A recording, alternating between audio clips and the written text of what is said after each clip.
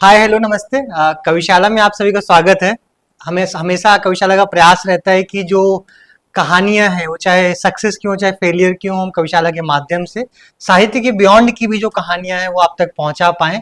और जो पंक्ति की तरफ दूसरे लोग बैठे हुए हैं, जो भी लोग इस वीडियो को या संवाद को सुने, उसमें अगर एक व्यक्ति की भी जिंदगी में कुछ परिवर्तन आ पाए हमारे इस प्रयास से, तो हमारा प्रयास सार्थक होगा। इसी बातचीत की श्रृंखला में आज हमारे साथ हैं पंकज प्रसून जी। सर, बहुत बहुत स्वागत है कविशाला में आपका। बहुत बहुत धन्यवाद। चूंकि इनिशिएटिव है कि लोगों की जो लेखक की जो कहानी है, लेखक के लिखने की पीछे की कहानी, कविताओं के पीछे की कहानी, क्या जिंदगानी है, उस कहानी को, उस जिंदगानी को हम दर्शकों तक अपने पहुंचा पाए। तो शुरुआत इसी से करते हैं कि आपकी क्या कहानी है लेखक बनने से पहले तक की। मैं एक लोअर मिडिल क्लास परिवार से आता हूँ और लेखक यूं ही कोई बनता नहीं है, उसके पीछे की एक मैकेनिज्म होती है। और मेरे साथ ये रहा कि मैं पैदा तो रायबरेली में हुआ, मेरा जो लालन पालन हुआ वो गोंडा जिले में हुआ। मैं अपने चाचा और चाची के साथ में रहता था, जो मेरे मौसा और मौसा भी हैं, मौसी और मौसा। तो मैं गोंडा में रहा और रायबरेली में कक्षा 2 में मैं चला गया था वहाँ। और मैं रायबरेली जिले में जो मेरा गांव है, बड़ा छोटा सा है, सहजौरा नाम है उसका। तो वहाँ पर कवि सम्मेलन की प्रथा बड़े वर्षों से चली आ रही थी। वहाँ पर एक सहजौरेश्वर साहित्य संगम हुआ करता था, अभी भी है। तो मैं अक्सर जब गर्मियों की छुट्टियों में आता था तो उस समय कवि सम्मेलन हुआ करता था गांव में। तो मैं, पिताजी मुझे ले जाया करते थे उसमें, और वहाँ मैं देखता था कि किस तरीके से कवियों को सुना जाता था, खूब तालियां मिलती थी। और तो थोड़ा सा मुझे लगता था, यार ये कविताएं जो मैं पढ़ता हूँ किताबों में, कविताएं मुझे याद कराई जाती हैं, मैं उन कविताओं को कहीं सुनाऊं तो उस पर तालियां नहीं बजती। ये लोग ऐसा क्या लिख देते हैं कि यार ये तो सुनाते हैं तो पब्लिक एकदम बिल्कुल ताल। तो मेरे दिमाग में थोड़ा सा वहां से उहा पोह की स्थिति बनी रहती थी। कभी कुछ लिखने की कोशिश करता था, हाई स्कूल में था, कुछ बन जाता था, कुछ नहीं बन पाता था। एक मेरे पास डायरी हुआ करती थी, पिताजी ने मुझे कभी दी थी, उसमें मैं कुछ तुकबंदियां किया करता था, लेकिन हिम्मत नहीं पड़ती थी किसी को दिखाने की, क्योंकि मुझे लग रहा था कि मैं अच्छा नहीं लिखता हूँ। तो कुछ करके रख दिया, यूं ही चलता रहा। क्या हुआ कि हाई स्कूल की बात है, मैं मेरा एग्जाम मेरा हो गया था, बोर्ड एग्जाम। उसके बाद मैं गांव आया तो वो डायरी जो थी गोंडा जिले से मैं लेके आया था, मेरे पिताजी के हाथ लग गए। उन्होंने देखा, अरे यार ये तो कविताएं इसमें लिखी है। तो उन्होंने डायरी कई सारी कविताएं पढ़ी और फिर वो लेके डायरी गए हमारे वहीं सहजौरा गांव के एक साहित्यकार थे, कालिका बख्श, मुंशी कालिका बख्श। वहाँ छोटे से गांव में उन्होंने साहित्य की अलख जगा के रखी हुई थी। उनके पास लेके गए कि देखो पंकज ने कुछ ये कविताएं लिखी हैं, लेकिन मुझे लगता नहीं कि इसकी हैं, क्योंकि ये इतना अच्छा कैसे लिख सकता है। तो मुंशी जी ने उसको पढ़ा और कहा कि ये तो वाकई में अभी तो इतना छोटा है, ये क्या लिख रहा है, गीत लिख रहा है ऐसे, उसको बुलाओ मेरे पास। मैं गया उनके पास, मुंशी जी के पास गया। मुंशी जी ने कहा कि ये बताओ कि ये सब तुम्हारी? मैंने कहा कि मैं नहीं मानूंगा तुम्हारी है। चलो मैं तुम्हें टास्क देता हूँ, मैं एक लाइन बताता हूँ, अगर तुम पूरा गीत लिख के एक सप्ताह में मेरे पास ले आए तो मैं मान लूंगा कि तुम्हारी है। उन्होंने मुझे लाइन दी, कोई ऐसा मंत्र कहो तुम जग सौहार्द पूर्ण हो जाए। लाइन लेके चला आया घर, पंक्ति उनकी। और उसी दिन मैंने, हमारे गांव में टिब्बुल चला करता था, सिंचाई हो रही थी खेतों की उस समय, और उसी समय मैंने उसी टिब्बुल के किनारे बैठ के मैंने पूरा गीत लिख डाला। अगली पंक्ति जो मैंने जोड़ी थी, कोई ऐसा मंत्र कहो तुम जग सौहार्द पूर्ण हो जाए, जन जन के उर अंत स्थल में केवल प्रेम उदधि लहराए। मैं लेके गया गीत, उसी दिन शाम को पहुंच गया मुंशी जी के पास। कह रहे तुम तो आ गए बहुत जल्दी। मैंने कहा मैंने तो गीत पूरा करके मैंने देखा आपको लिया, इतना जल्दी? उन्होंने उठाया गीत, पढ़ा, उन्होंने कहा अरे। फिर उन्होंने जितने भी क्षेत्र के साहित्यकार थे सबको बुलाया अगले दिन चाय पे, और मुझसे कहा पंकज ये गीत पढ़ो अपना। फिर मैंने गीत पढ़ा और वही सेम गीत मुंशी जी ने भी लिखा था। अच्छा, उन्हीं का गीत था। उन्होंने अपना गीत पढ़ा। तो कहा बताइए किसने अच्छा लिखा है? तो वहां कुछ लोगों ने कहा पंकज ने तो कमाल कर दिया। कहा आपकी उम्र, कहाँ भी इस लड़के की उम्र। तो कहा कि अब इसको इनाम दिया जाना चाहिए इस काम का। बोले क्या? उन्होंने कहा देखो इस बार कवि सम्मेलन जो होगा इसी जून में, जून लास्ट में, तो उसमें तुम काव्य पाठ करोगे। अब तो मैंने पहला जिंदगी में पहला मंच हमारा गांव का, और मुझे याद है कि मैंने वो गीत पढ़ा वहां पर, और बड़े लड़खड़ाते हुए कदमों से, लड़खड़ाती हुई जबान से पढ़ा, बिल्कुल भी कॉन्फिडेंस नहीं था। लेकिन वो गीत पढ़ने के बाद में मुझे याद है कि इतनी मालाएं मुझे पहनाई गई थी उस छोटे से मंच पे। वहां से फिर एक कॉन्फिडेंस आया, और धीरे धीरे मैंने और भी लिखना शुरू किया। हम्म। और मुझे हास्य व्यंग का मतलब नहीं पता था। कोई एक विधा में आप सहज होते हैं, हाँ। कोई एक कवि लिखता सब कुछ है, हम्म। लेकिन कोई एक शैली, एक फॉर्मेट, एक विधा में वो ज्यादा अच्छा लिख सकता है। तो जाने क्यों मेरी कटाक्ष करने की आदत हुआ करती थी, और एक्चुअल व्यंग क्या होता है ये मुझे नहीं पता था। मेरे गांव में एक कवि आते थे, वो गीत सुनाते थे, नन्हकू के अम्मा दया किहिन, लुटिया भर माठा पठे दिहिन। हम्म। अब उस पे ही तालियां बजने लगती थी, खूब लोग ताली, मैंने कहा वाह कितना बढ़िया। तो मैं भी कुछ इसी तरीके से लिखने लगा था कुछ दिन। लेकिन जब मैं लखनऊ में आया, इंटर पास करके बीएससी में एडमिशन लिया, तो यहाँ पर केपी सक्सेना जी उस वक्त काव्य पाठ किया करते थे। एक मैं रविंद्रालय में कवि सम्मेलन था, मैं गया, वहां मैंने सुना, उसमें केपी सक्सेना जी थे, आपके प्रदीप चौबे जी थे, और शैल चतुर, सबको सुना। मैं कि यार ये तो बड़ा अच्छा हास्य है। फिर मैंने कुछ पढ़ा भी, व्यंग्यकारों को पढ़ा, तो मैंने अपनी एक लकीर बनाई कि यार मुझे लिखना सब कुछ है, लेकिन जो मुझे प्रस्तुत करना है मंचों पे, वो हास्य व्यंग्य प्रस्तुत करना है। हाँ। क्योंकि वो मेरा अपना जो एक निजी स्वर होता है, और उसमें आप बड़ा मौलिक दे पाते हैं, तो शायद मैं हास्य व्यंग में मैं वो काम अच्छे से कर सकता था। तो मैंने अपनी धारा उस ओर मोड़ ली। हाँ। ओके। अच्छा, हास्य व्यंग्य की बात किया आपने, क्योंकि जिस जिस दौर से पूरा देश गुजर रहा है, हम लोग निकल रहे हैं, जहाँ से जा रहे हैं हम लोग, कुछ पिछले सालों में सुना है कि कोई भी कॉमेडी करता है, कोई भी सटायर करता है, हम्म, स्पेसिफिकली किसी सरकार के खिलाफ में, किसी राज्य में हो या कि पूरे देश में हो, तो बहुत तरीके से कानूनी रूप से एक्शंस लिए जा रहे हैं। तो जिस तरीके से आपने सटायर की शुरुआत की, क्या ऐसा ही दौर शुरुआत से था, या पिछले कुछ वर्षों से, कि अगर स्पेसिफिक सरकार की बात की जाए तो इसमें कुछ परिवर्तन आए हैं? देखिए मैं बताऊं कि वो जो दौर था इंदिरा गांधी का, हम्म। वो जो दौर था वहाँ राजीव गांधी का, उसमें परसाई जोशी जी बहुत एक्टिव थे। हम्म। हरिशंकर परसाई, शरद जोशी लिखते थे, और प्रतिदिन कॉलम लिखते थे। शरद जोशी जी लिखते थे नवभारत टाइम्स में, हम्म। परसाई जी भी कॉलम लिखते थे, तो बाकायदा नाम लेके लिखते थे। हम्म। अभी तो संकेतों में व्यंग करने की कोशिशें हो रही हैं, हम्म। वो तो नाम लेके लिखते थे, और उनको अप्रिसिएशन मिलता था। उस हाँ। वक्त का ये दौर था, और उसी समय व्यंग अपने चरम पे पहुंचा। हम्म। आज भी हम लोग, हमारे क्या हैं व्यंग्यकारों के जो सर्वश्रेष्ठ, अगर हमारे 3-4 लोग हैं, तो वही रविन्द्रनाथ त्यागी, हरशंकर परसाई, हम्म। शरद जोशी, इन्हीं लोगों का हम लोग नाम जपते रहते हैं। तो क्यों जपते रहते हैं? क्योंकि उस समय व्यंग के लिए बड़ी उर्वर भूमि थी, हम्म। और व्यंग करने के बाद, और व्यंग सहने वाला भी बड़ा उदार मना हुआ करता था, हम्म। और वो उसको अप्रिसिएट करता था कि हाँ मुझे कोई आईना दिखा रहा है, हम्म। तो उस आईने को बड़ा सकारात्मक तरीके से लिया जाता था। अभी का दौर तो ऐसा है ही, आप जैसा बता रहे हैं कि बड़े संकट है व्यंग लिखने को लेकर के। हम्म। कुछ अखबारों में व्यंग के कॉलम बंद हो गए। अमर उजाला में पहले कॉलम आता था संपादकीय पे, वो बंद हो गया। हम्म। हिंदुस्तान में नक्कार खाना के नाम से आता था, फिर नश्तर के नाम से आता था। हिंदुस्तान अखबार ने भी अपना कॉलम बंद कर दिया, और नवभारत टाइम्स में कॉलम आया करता था कभी, उसमें मैं भी लिखा करता था, हम्म। तो वो कॉलम भी बंद हो गया। कितने अखबारों के, कितने नाम गिनाऊं मैं, व्यंग के कॉलम धीरे धीरे बंद हो रहे हैं। और जो व्यंगकार अब हास्य की कविताएं ज्यादा पढ़ने लगा मंचों पे, हम्म। क्योंकि व्यंग हम किस पे करेंगे? जाहिर सी बात है, व्यंग हम उन पर करेंगे जिनके वजह से पूरी सत्ता संचालित हो रही है। हम्म। दो तबके होते हैं, एक शोषित, दूसरा शोषक। हम्म। शोषक को हम कुछ भी मान सकते हैं, उसको हम सरकार भी मान सकते हैं कि कुछ या बड़ा कुछ, तो हम व्यंग कभी शोषित पे नहीं करते हैं। हम्म।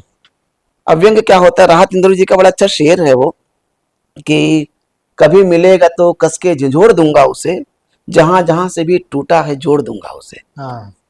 तो व्यंगकार का काम यही है कि पहले वो जो है झंझोड़ता है, झंझोड़ के जोड़ता है, वो हम्म। झंझोड़ देगा। अब उसको अगर कोई इस तरीके से ले ले, भाई झंझोड़ रहा है, मैं मार दूंगा इसको मैं खींच के, तो फिर दिक्कतें हो जाती। इस वक्त मुझे लग रहा है कुछ ऐसा माहौल सोशल मीडिया पर बना दिया गया है। अभी क्या है, मैं कॉलम लिखता हूँ, कॉलम तो लिख देता हूँ, उसको पोस्ट करने में डर लगता है यार। चलो अखबार में तो पढ़ लिया, पंकज परसून कोई कहीं ढूंढे, अभी ये सोशल मीडिया पे वही मैं डाल दूं अगर वही कॉलम, कुछ लोग आ जाते हैं यार ये कैसे हो गया। जबकि व्यंग हमेशा और हमेशा व्यवस्था पे हुआ है और व्यवस्था पे ही होगा।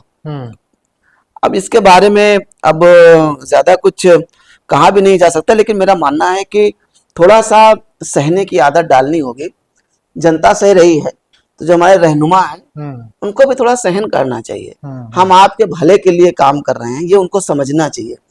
अगर हम आपकी किसी कमी को उजागर कर रहे हैं तो उसे ठीक करना ये आपकी जिम्मेदारी है। बिल्कुल। सरकार के खिलाफ या फिर जो लोग किसी एक इंडिविजुअल तबके को लीड करते हैं उसके खिलाफ हमेशा कुछ ना कुछ उसी के खिलाफ बोला जा सकता है या उसी के लिए लिखा जा सकता है। और जो समाज जिसके ऊपर लीड हो रहा है वो समाज तो वैसे ही परेशान है। हाँ, बिल्कुल सही बात किया आपने। तो मुझे जैसे कंक्लूजन निकल के आया कि कुछ सरकारों, इस सरकार के पहले जैसे हम लोग आंदोलन करने की बड़ी छूट थी कि हम लोगों ने मैं खुद एक आंदोलन का हिस्सा रहा हूँ बहुत पहले, तो वो बहुत खुल के आंदोलन हुआ था, सरकार ने बात की थी, उस आंदोलन को रोका नहीं था। और उसी आंदोलन की उपज है जो सरकार बनी आके। तो एक तो ये है कि जिस तरीके से छूट थी, जो बोलने की आजादी पे बात करते हैं कि किसी भी तरीके से बोलना सही है गलत है, जिस तबके को जैसे लेना है वो ले सकता है, लेकिन वो आजादी कहीं ना कहीं छिन रही है। और लेखक यहाँ पे सबके बाद में सबसे बड़ा क्वेश्चन मुझे लगता है ये भी निकल के आता है कि जिस तरीके से लेखक लिखते थे अभी तक, उन लेखकों की जो लेखनी है वो भी परिवर्तित होती चली जा रही है कि वो डर के कारण हो सकता है या कोई और भी कारण हो सकता है। तो आपने जो लेखनी में परिवर्तन है, आपने बहुत सारे पुराने लेखकों के साथ मंच साझा किया, उनके साथ लिखा है, उनके साथ बैठे हैं, और जो नए लेखक हैं, तो दोनों में जो परिवर्तन आया लिखने में कि किसी पक्ष को लेके ही लिखते हैं वो लोग, इस पूरे परिवर्तन को आप किस तरीके से देखें, जो पूरा सिनेरियो एक परिवर्तित होने का लेखनी को लेकर? हाँ, देखिए बिल्कुल आप सही कह रहे हैं। पहले बड़ा हार्ड हिटिंग सटायर हुआ करता था या कहानियां भी ऐसी आती थी। अब बड़ा सॉफ्ट चाहिए लोगों को। अब जैसे होली पे हम लोग लिखा करते थे अखबारों में और इवन टीवी चैनल्स पे हम लोग जो प्रस्तुति देते थे, तो उस वक्त कहा जाता था यार नाम लेकर के बढ़िया व्यंग पढ़ दीजिए फलाने। अब नहीं, अब आप नहीं कर सकते हैं। अब बड़ा धीरे धीरे कहते यार देखो नहीं ऐसा मत करो यार, देखो अच्छा विपक्ष पे करना है कर दो यार, वो झूठ उसकी छूट है, सत्ता पक्ष पे नहीं मत करो। तो ये बड़ी, अब कई सारे टीवी शोज भी इस तरीके के आ गए, कुछ चैनल्स पे आ रहे हैं, उसमें बताया जाता है कवि को कि देखिए आपको तो जो है उस पे विपक्ष के इस फलाने नेता पे आपको व्यंग करना है, उधर आपको नहीं करना है। तो ये सब स्थितियां ठीक नहीं है और हमें लगता है कि व्यंग्यकार कोई विरोधी नहीं होता है। व्यंग्यकार सत्ता का विरोधी है, ये गलत अफवाह उड़ा दी गई है। हम किसी के विरोधी नहीं है। हमारा जो काम है, गीतकार का काम अपना है, ठीक है, वो गीतों से आपके मन में जो है थोड़ा सा हर्ष, उमंग और प्रेम का, संवेदना का संचार करता है। और ओज का कवि होता है, वो आपको देशभक्ति की भावना से भर देता है। तो ऐसे व्यंग्यकार है, उसका अपना एक कर्म है, उसका अपना एक धर्म है। वो क्या करेगा, वो यही करेगा, वो कटाक्ष करेगा, वो आपको झिझोड़ेगा, वो आपको थोड़ा पिंच चुभोएगा, आपको थोड़ी सी तकलीफ भी होगी। तो वो सहनी चाहिए, अगर आप नहीं सहेंगे। और देखिए बिहारी से लेकर के आज तक बड़े जिन्होंने सकारात्मक रूप से लिया है व्यंग्यकारों को, वो निश्चित रूप से वो आगे बढ़े हैं और बड़ा अहम योगदान रहा है सटायर का। मैं बताऊं, एक उदाहरण देता हूं कि सटायर कैसे काम करता है। इसी जानकीपुरम में जहां मैं रहता हूं, जानकीपुरम विस्तार में, तो यहाँ सेक्टर F पूरा जानकीपुरम गड्ढों से भरा हुआ था। और यहाँ तमाम लोगों ने, तमाम हाउसिंग सोसाइटी के जो है सेक्रेटरीज ने तमाम लिख के भेजा LDA को, नगर निगम को, गड्ढे भर दीजिए, और हर साल बुरा हाल था। तो मैं, डॉक्टर प्रदीप श्रीवास्तव जी रहते हैं, मेरे बड़े अच्छे मित्र हैं, साइंटिस्ट है CDRI के। हम लोगों ने मिलकर सोचा है इस बारिश में कुछ किया जाए। करीब 4 साल पहले की घटना है कि क्या व्यंग के थ्रू हम कुछ कर सकते हैं ऐसा। तो हमने सोचा बिल्कुल कर सकते हैं। हम लोग ऐसा करते हैं, हम लोग गड्ढों का सम्मान करते हैं, है ना। जो बड़ा गड्ढा है उसको गड्ढा रत्न, छोटे गड्ढा को गड्ढा श्री, गड्ढा विभूषण, गड्ढा भूषण, गड्ढा शिरोमणि, इस तरीके के हम लोग अवार्ड देते हैं गड्ढों को। पूरी प्लानिंग हुई, अखबार में आ गया कि जो है जानकीपुरम विस्तार में होगा गड्ढों का सम्मान, ये सम्मान दिए जाएंगे। उस दिन रात में ही सब नगर निगम एलडी गाड़ियां लग गई, पूरा जानकीपुरम में गड्ढे भरे जाने लगे, रात में भरे जाने लगे कि आज सुबह तो ये सम्मान हो जाएगा। अब देखिए व्यंग कैसे असर करता है। कुछ गड्ढे भर दिए गए, सारा नहीं भर सकते थे हम लोग, गड्ढे अच्छे खासे मिल गए, बहुत गड्ढे थे। तो हम लोगों ने बाकायदा मालाएं बनवाई बड़ी बड़ी, और चूना ऊना से गड्ढे का श्रृंगार किया, और पूजा वूजा की गई गड्ढों की, और सबको सम्मानित किया गया। जो भी गड्ढे को पार करता था उसको हम लोगों ने हेलमेट दिए, हेलमेट लगा के आप गड्ढा पार करिए। क्या पता गड्ढे में गिर के कितने लोग मर चुके हैं। कोई अगर ई रिक्शा गड्ढे से गुजरता था तो हम लोग उसको माला पहनाते थे। हमने कहा ये मत कहिए कि ई रिक्शा गड्ढे में गिर गया, बल्कि ये कहना चाहिए, न्यूज वालों को मैंने बताया, मीडिया में बताया, आप ये लिखा करिए कि गड्ढों के सम्मान में ई रिक्शा झुक गया। गिरना मत कहिए उसको। गड्ढों पे मैंने कोटेशंस लिखे, गड्ढों के सम्मान में गीत लिखा, है ना। गड्ढों के सम्मान में मैंने लिखा था कि जख्म भर जाएंगे सारे, जख्म भर जाएंगे सारे, मैं क्या था याद नहीं आ रहा, जख्म भर जाएंगे सारे, मैं हूँ गड्ढा गीत जीवटता के अपने गाऊंगा। जख्म भर जाएंगे सारे, मैं नहीं भर पाऊंगा, मैं हूँ गड्ढा गीत जीवटता के अपने गाऊंगा। मैंने कहा कि भाई सारी बड़ी बड़ी सभ्यताएं देखिए पूरे विश्व की सब गड्ढों से मिली हैं, मेसोपोटामिया, हड़प्पा। अगर आपके अगल बगल कोई गड्ढा है तो हो सकता है कोई सभ्यता है उसके अंदर बसी हो, क्या पता भाई। बिल्कुल। और ये गड्ढों में आप पानी भर गया तो आप परेशान मत होइए, मछली पाल लीजिए उसमें, क्या दिक्कत है। कहा भाई जनसंख्या कम करने के लिए कानून लाया जाए। मैं देखिए कोई कानून की जरूरत नहीं है, जनसंख्या कम करनी है तो गड्ढों की संख्या बढ़ा दीजिए, जनसंख्या कम हो जाएगी। ऐसे करके हम लोगों ने खूब गड्ढों के बारे में, उसकी सकारात्मक चीजों के बारे में प्रचार किया, और उसका ये असर था कि मेयर का फोन आया मेरे पास जिस दिन खबर छपी अखबारों में। कहा कि पंकज जी आपने वो कार्यक्रम किया, गड्ढों का सम्मान किया, और हमने कहा हाँ बिल्कुल, लेकिन मैंने विरोध थोड़े किया, मैंने तो सम्मान किया। भाई गड्ढे हैं तो हमें गड्ढों के साथ रहने की आदत डाल लेनी चाहिए। जैसे वो कहा कि महंगाई है तो महंगाई के साथ रहने की आदत डाल लीजिए, कहा गया था। मैंने कहा ठीक है, हमने आदत डाल रहे हैं हम लोग, तो उसके भाई सकारात्मक चीजों का प्रचार करेंगे। कहा नहीं देखिए ऐसा मैं आपको वादा कर रही हूँ कि 3 महीने में ये जो है सारे गड्ढे भर जाएंगे। मैंने कहा बहुत अच्छी बात है, ये तो अगर परिवर्तन, खबर आती है अखबार में कि इतना बजट जारी हो गया 3 दिन बाद ही, और गड्ढे भरने शुरू हो गए। और सेक्टर एफ का गड्ढा जो बहुत बड़ा गड्ढा हुआ करता था, करीब वो था 50 मीटर का गड्ढा, बहुत बड़ा गड्ढा था, वो इतना बढ़िया बन गया है कि आप जाके देखेंगे तो कितनी बढ़िया सड़क बन गई।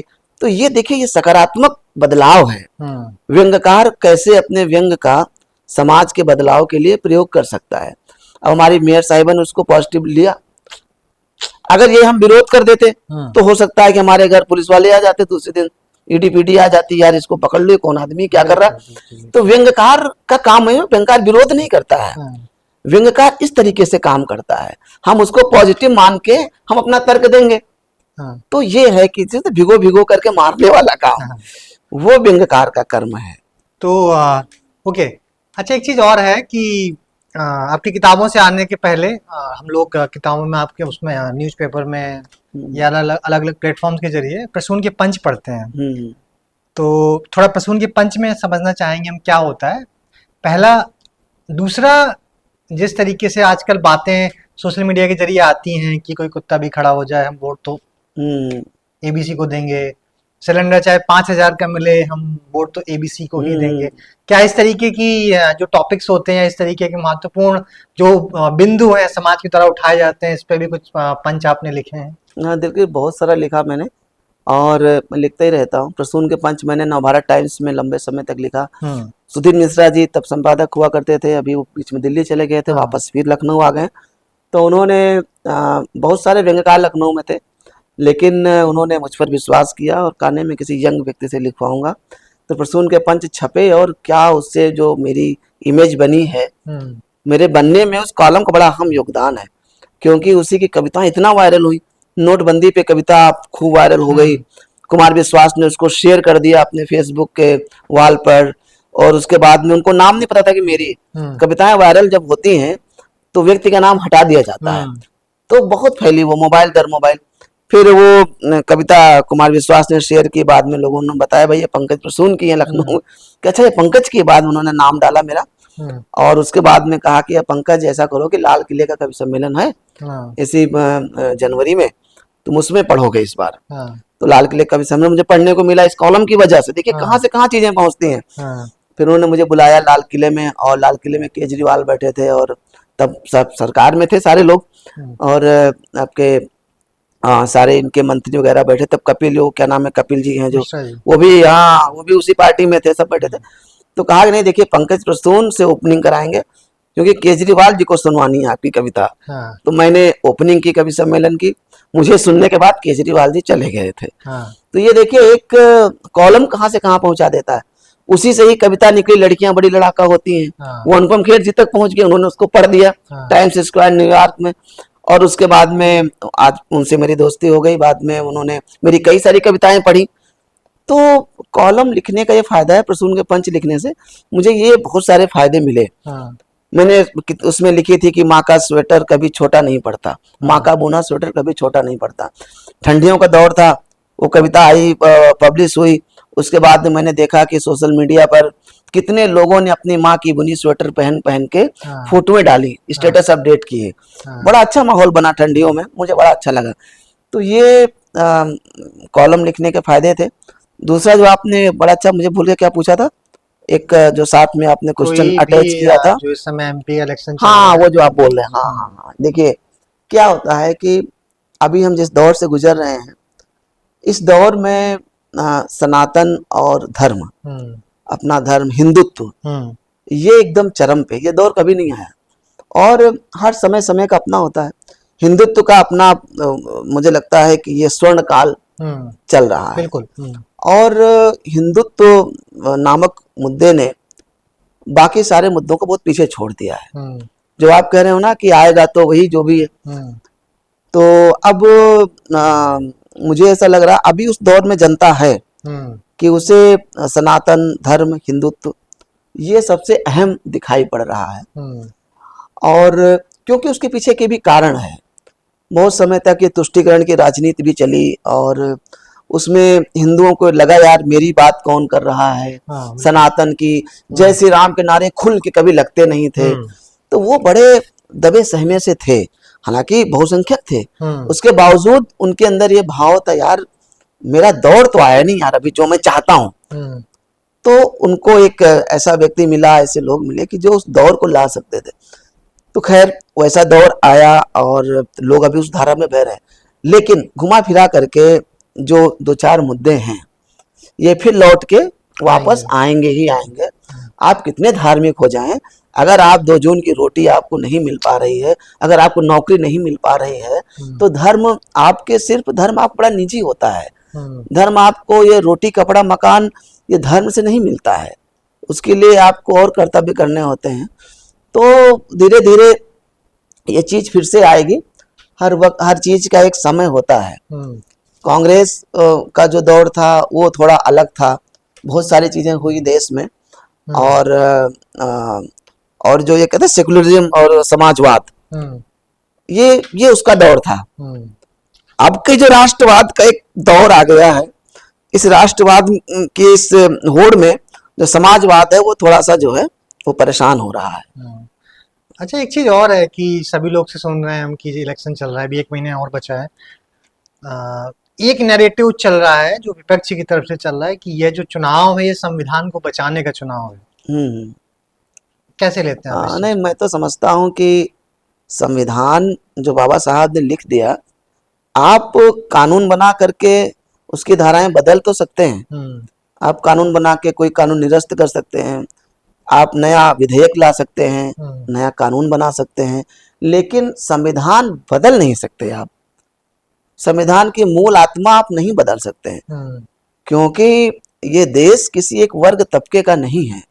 इस देश में कितनी संस्कृतियां हैं, कितनी जातियां हैं, कितने रीति रिवाज हैं, कितने तरीके के लोग हैं। तो और संविधान ये सब देख के बनाया गया था।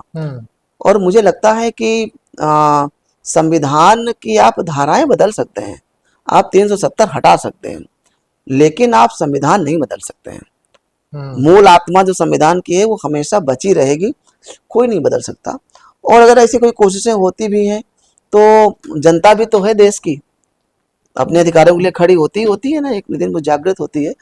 तो पहली बात तो संविधान बिल्कुल, ये तो कुछ इसी मुझे लग रहा है कि इसको अफवाह ही मानेंगे कि संविधान नहीं बदल सकता है, उसमें कुछ चेंजेस किए जा सकते हैं, सीए आ सकता है, हो सकता है एनआरसी भी आ जाए, है ना, लेकिन पूरा संविधान नहीं बदला जा सकता। संविधान में अपने को मूल अधिकार, आप मूल अधिकारों को बदल देंगे क्या? आप आप वो यूसीसी ला सकते हैं, लेकिन जो मूल अधिकार है आप उनको नहीं बदल सकते, कोई नहीं बदल सकता। अच्छा, आपकी किताबों की तरफ आते हैं, पीछे देख रहे हैं कि आपकी किताबें लगी हैं। सबसे पहली जो मेरी जिज्ञासा है वो मैं समझना चाहता हूँ इन सब में, सबसे पहली आपकी किताब कौन सी है और उसकी क्या कहानी है? क्योंकि एक अलग वो होता है कि एक किसी की पहली फिल्म, पहला गाना, पहली किताब का एक अलग अलग स्वाद होता है। जो मेरी पहली किताब थी, ये मेरी पहली किताब थी। इसका आप कवर देखेंगे, इसको माधव जी ने बनाया था। नेता है, ये जनता है। नेता के घोषणा पत्र, आजकल घोषणा पत्र के लेके बड़ा बवाल छिड़ा हुआ है। ये घोषणा पत्र है, बहुत सारा चीज लिखा हुआ है, लेकिन फाइनली सबको उल्लू ही दिख रहा है इसमें। तो ये घोषणा पत्र की असलियत है। घोषणा पत्र पे कभी विश्वास नहीं करना चाहिए। तो ये देखिए, अब देखिए इसमें ये कोई स्टूडेंट है, किसान है, आम आदमी है, सबको घुमा फिरा के यही बनाया जा रहा है। कितनी सारी घोषणाएं की गई हैं और जो पता चलता है कि वो काम तो हो ही नहीं, काम तो कुछ और होने लगे। तो ये दौर है। जनहित में जारी ये आई थी, हिंदी युग ने छापा था। उस समय ये हिंदी युग पब्लिकेशन नया नया खड़ा हो रहा था, शुरुआत हो रही थी। उस समय ये उन्होंने छापी थी, शैलेश जी ने। और इसका परिचय बड़ा गजब का है। ये परिचय मैं को पढ़ दूं थोड़ा सा, कि जैसे हम लोग लिखते हैं ना परिचय किताब के पीछे। अब इसका परिचय देखिए, पंकज प्रसून का परिचय, जन्म। पंकज प्रसून का जन्म यूं तो शहर में भी हो सकता था, पर बड़े रचनाकार बनने की लालसा में भारत देश के गरीब गांव में पैदा होकर अभावों और संघर्षों में जीवन व्यतीत करने लगे। कब, कहां और क्यों पैदा हुए ये विवाद का विषय है ना। शिक्षा, बचपन में ही उच्च शिक्षित होने की तमन्ना में पहाड़ पर बैठकर पहाड़ा याद करते थे। हिंदी के रचनाकार प्राय हिंदी में एमए नहीं होता, इसलिए यह भी नहीं है। डिग्रियां तमाम हैं, बताना आपके लिए 3rd डिग्री टार्चर होगा। ये शिक्षा का परिचय है ना। पुरस्कार, ज्ञानपीठ, साहित्य अकेडमी, व्यंग्यश्री, साहित्य भूषण आदि सम्मान नहीं मिले हैं। और जो मिले हैं उनको आप जानते नहीं होंगे, है ना। हम लोग लिखते हैं उसमें कि करते क्या है ना। व्यंग्यकार प्यारा बेरोजगार नहीं होते, व्यवस्था पर तंज कसने से पहले खाने पीने की व्यवस्था कर लेते हैं। इसलिए कभी कविता के अलावा कुछ तो करता ही होगा। और व्यंग्यकारों, लोग अपना नंबर देते हैं ना, तो व्यंग्यकारों के लिए अपना नंबर सार्वजनिक करना जोखिम भरा कार्य होता है। फिर भी कभी खतरों का खिलाड़ी है, इसलिए इस फलाने नंबर पर आपको जो भी कहना करना हो वो कह कर लीजिएगा। तो ये परिचय लिखा था, बड़ा परिचय लोगों ने बड़ा पसंद किया इसका। और ये किताब अभी भी ये बिकती रहती है। और ये प्योर पॉलिटिकल सटायर थे। और इस किताब की जो थी कि पहली किताब पर अवार्ड मिल जाना, अखिलेश जी की गवर्नमेंट थी। अब ये सोचिए इसमें कितने व्यंग मैंने लिखे ऐसे कि तुम मुझे टॉप कराओ मैं तुम्हें लैपटॉप दूंगा, तुम मुझे सत्ता दो मैं तुम्हें भत्ता दूंगा, तुम मुझे राज दो मैं तुम्हें रजाई दूंगा, तुम मुझे देश दो मैं तुम्हें उपदेश दूंगा। प्योर पॉलिटिकल सटायर है इसमें बहुत सारे पॉलिटिकल सटायर मिलेंगे आपको। लेकिन अखिलेश सरकार ने, हिंदी संस्थान ने इसको अवार्ड दिया, रांगे राघव पुरस्कार मिला था इस किताब पे मुझे, और अखिलेश यादव जी ने खुद दिया था हिंदी संस्थान में। तो देखिए कि वो कितना अच्छा, वो भी एक दौर था कि पॉलिटिकल सटायर लिखा हमने। और ये तक हमने लिखा, हमने लिखा कि भाई अगर आजकल टिकट लेना हो तो योग्यताएं कैसे भी, सबसे ज्यादा देखिए कितने भ्रष्टाचारी चुनाव लड़ रहे हैं, पहले भी रहे। तो मैंने एक इसमें व्यंग लिखा था और कि भाई कि मतलब जब कभी भ्रष्टाचार पर संकट आए, बेईमानी का स्खलन हो, स्वार्थ की नदी कट जाए, आप बिल्कुल मत पसीजिए, आइए हमारी लूट मार पार्टी का टिकट लीजिए।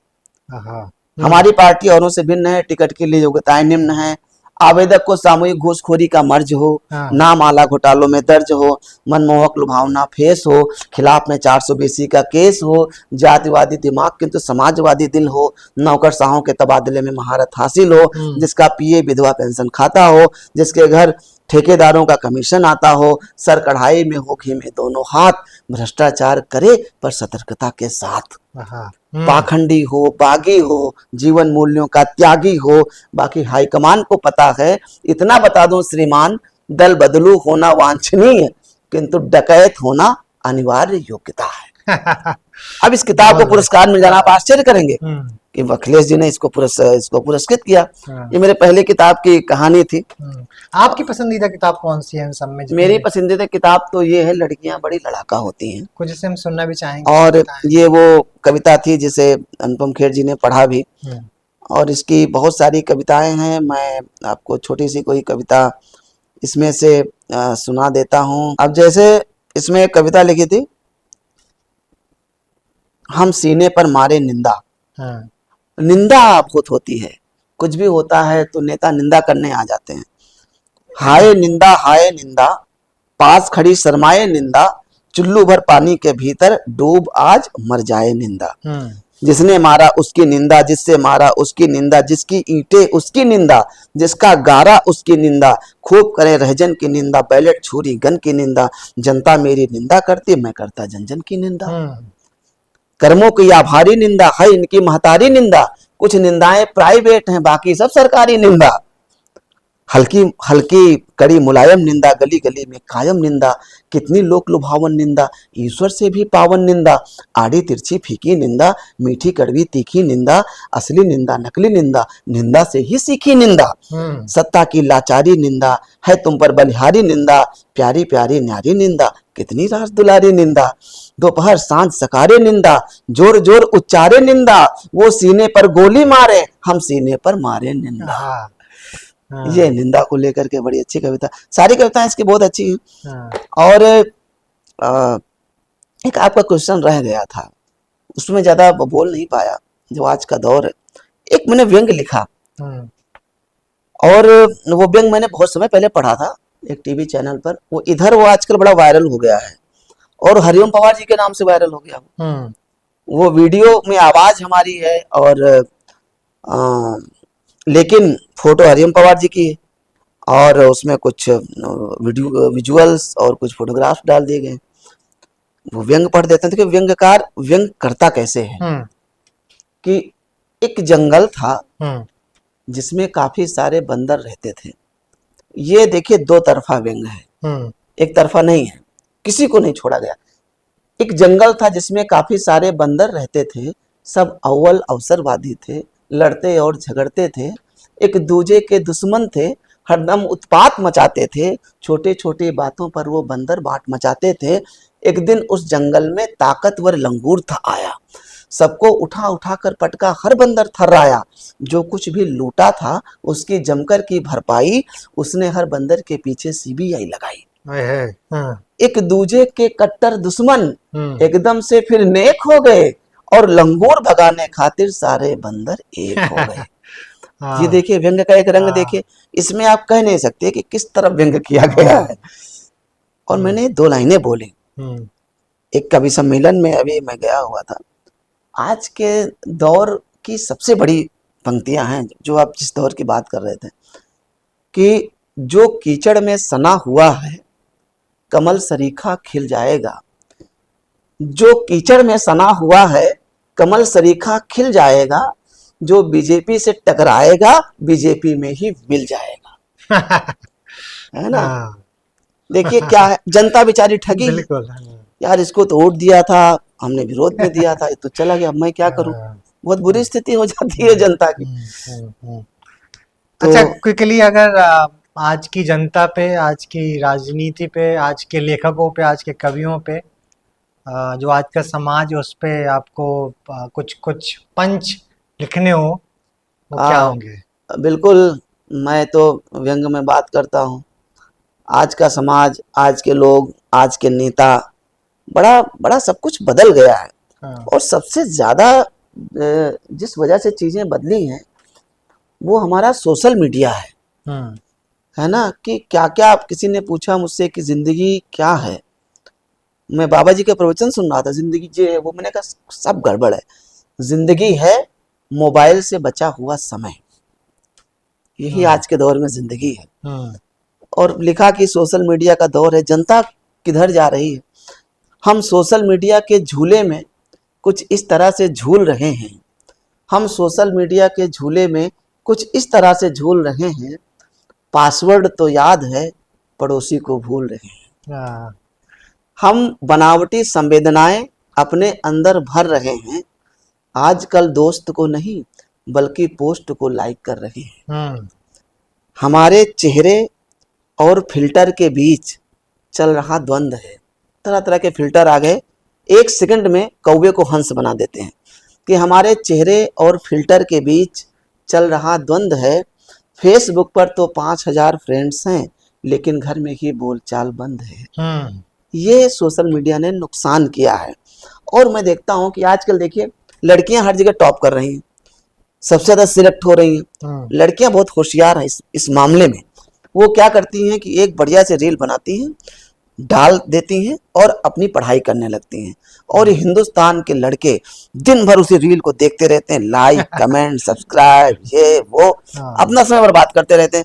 और मैंने देखा है कि देखता हूँ 5-5 हजार कमेंट, लड़की पलट के एक भी कमेंट का रिप्लाई नहीं करती है, हाँ फिर भी सब किए पड़े हुए हैं।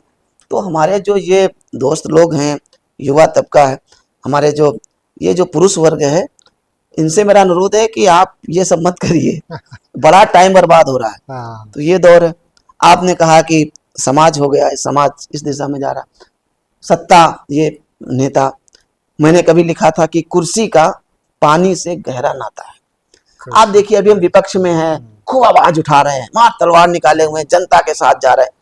यही जब कल सत्ता पक्ष पे काबिज हो जाएंगे हाँ तो अपना बचाव करेंगे। बिल्कुल हाँ फिर जो दूसरा है वो आपकी आवाज उठाने लगेगा यार ये तो अपना है। हाँ हाँ, अभी ये दौर था कि अभी ये जो ये सरकार है कितनी अच्छी लगती थी, जब वो स्मृति ईरानी सिलेंडर लेके बैठ जाती थी, हाँ है ना, जब वो अरुण जेटली जी निकल जाते थे, धरना देने लगते थे। अब क्या है, अब बोलना नहीं है, बात ही नहीं करनी है। तो कुर्सी का पानी से गहरा नाता है, कुर्सी छीनते ही आंखों में पानी भर जाता है। हम्म कुर्सी छीनते ही आंखों में पानी भर जाता है और कुर्सी मिलते ही आंखों का पानी मर जाता है। हम्म ये शानदार ये आज के दौर की हम्म सबसे बड़ी असलियत है, 2 लाइनों में कह दी हमने। हम्म। आखिरी में कुछ कविशाला के लिए आप कहना चाहें, किन दो व्यक्तियों को आप या दो आपके पसंदीदा लोगों को इस बातचीत के माध्यम से आप सुनना चाहेंगे? मैं जिनको सुनना चाहूंगा, मुझे लग रहा कविशाला ने तो काफी लोगों को तो कवर कर लिया है, हाँ लेकिन जो मेरी इच्छा है कि मैं डॉक्टर ज्ञान चतुर्वेदी जी को हाँ मैं चाहूंगा कि कविशाला उनका इंटरव्यू रिकॉर्ड करे, क्योंकि हमारे व्यंग जगत में हरशंकर परसाई, शरद जोशी के बाद हाँ ज्ञान जी ने बहुत काम किया और वो हर उनकी दृष्टि बड़ी गजब की है। वो कहते हैं कि जैसे केपी सक्सेना जी कहते थे, आप मुझे एक अखबार दे दो हाँ और हमको एक कमरे में बंद कर दो, मैं लगातार 60 दिन तक डेली एक व्यंग लिखूंगा। मैं, ये उनकी क्षमता थी, कितने हाँ कितने व्यंग निकाल लूंगा मैं इन्हीं खबरों से। ज्ञान जी कहते हैं कि हर जगह व्यंग है, हर जगह व्यंग है। और किसी चीज को, किसी वस्तु को कोई गीतकार अलग दृष्टि से देखता है, व्यंगकार अलग दृष्टि से देखता है। वो कहते थे हर जगह तिनके तिनके से मैं व्यंग निकाल लूंगा, ये उनकी कुव्वत है, उनकी क्षमता है। तो डॉक्टर ज्ञान चतुर्वेदी जी को मैं चाहूंगा कि भविष्य में मैं उनको सुन पाऊँ। और इसके और हमारे मैं चाहूंगा कि एक बार इंटरव्यू व्यंग्यकार की बात करें तो दिल्ली में सुभाष चंद्र जी रहते हैं, हम्म उनका भी एक इंटरव्यू होना चाहिए। हम्म उन्होंने क्या किया है कि व्यंग में आलोचना की जमीन उन्होंने तैयार की है।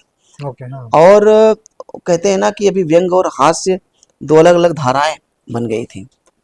उन्होंने कहा नहीं नहीं, व्यंग के हास्य बहुत जरूरी कंटेंट है, उसके साथ आप व्यंग को लगा दीजिए। आप व्यंग के साथ हास्य मत लगाइए, आप हास्य भरपूर करिए और उसमें व्यंग लगा दीजिए, तो क्या होगा, पब्लिक उसको ज्यादा पढ़ेगी। हम्म तो वो हैं, मैं चाहूंगा उनका भी हो। लखनऊ में गोपाल चतुर्वेदी जी हैं, बिल्कुल मैं तो चाहूंगा गोपाल चतुर्वेदी जी को भी मैं इंटरव्यू के माध्यम से मैं उनको सुन सकूं।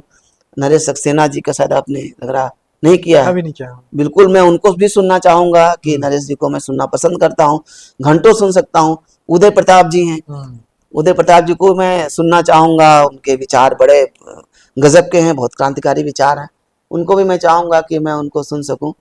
बाकी मैं चाहूंगा कि कोई वैज्ञानिक हो जो कविताएं लिखता हो, हाँ, ऐसे लोग जो साहित्य में नहीं है, हिंदी नहीं पढ़ी है, ज्यादा साहित्य नहीं पढ़ा, लेकिन वो अलग विधाओं में लेकिन वो लिख रहे हैं, लिख रहे हैं। ऐसे लोगों का आगे आना बड़ा जरूरी है, क्योंकि जब कभी आप उनको सुनेंगे बड़ी मौलिकता आपको उसमें मिलेगी। हम्म, हमारे देश में क्या हो गया है अंकुर की, हमारे जो आइकन्स है ना वो बड़े बदल गए हैं, हम्म, है ना। जैसे आज की पीढ़ी को चाहिए कि साहित्यकारों को आइकन्स बनाए, वैज्ञानिकों को बनाए, वो नहीं बनाती है।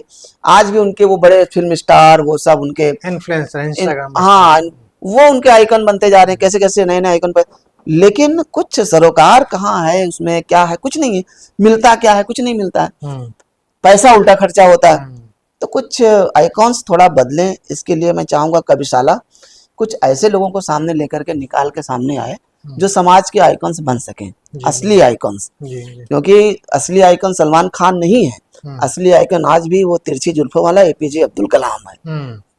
बिल्कुल, बिल्कुल सत्य है। तो बहुत बहुत धन्यवाद, एक अच्छी बातचीत हुई और जो भी दर्शक देखेंगे कुछ ना कुछ सीखने को और समझने को विवश होगा, उनका दिमाग कुछ ना कुछ सोचेगा, चाहे वो समाज के बारे में हो, चाहे लेखनी के बारे बिल्कुल, में हो। बहुत बहुत धन्यवाद, आपने वक्त निकाला, एक अच्छी बातचीत हुई। बहुत बहुत धन्यवाद थैंक यू। कविशाला के पूरे परिवार का।